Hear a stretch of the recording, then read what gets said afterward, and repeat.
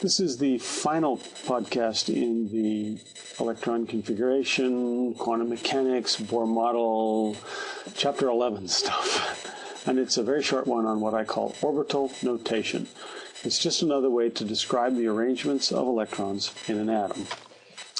There's a general rule here. The general rule is that we use a box with arrows to represent electrons in an orbital.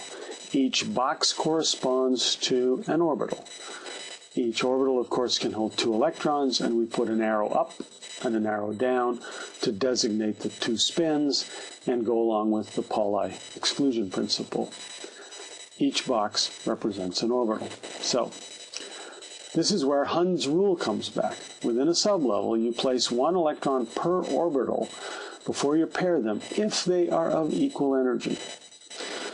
And it's just sort of like you're getting on a bus.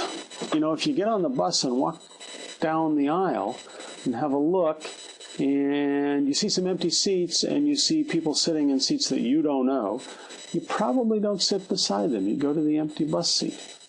And if you take a look at the 2 p orbitals, p because there are 3 boxes corresponding to 3 equivalent orbitals, would be a px, py, and a pz.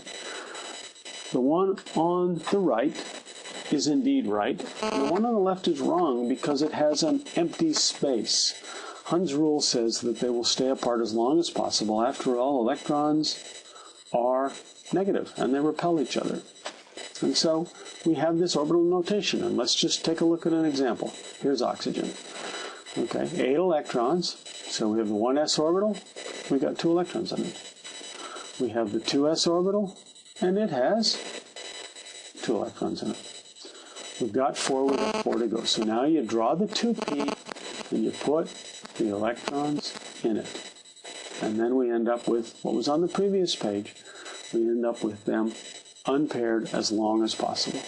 That's orbital notation. If you look at the electron configuration, it just looks like that. 1s2, 2s2, 2p4. So that's orbital notation. Aha! Well, no, you don't have to take the pop quiz. You already took it in class. Well, let's look at it. What we're asking you to do is go through and do this. And you can stop the podcast now. Go ahead and do it again. Have a look and check your answers. Because I'm going to show them in 3, 2, 1. And there are the answers. So, hope this was helpful. This was the last in the series of podcasts.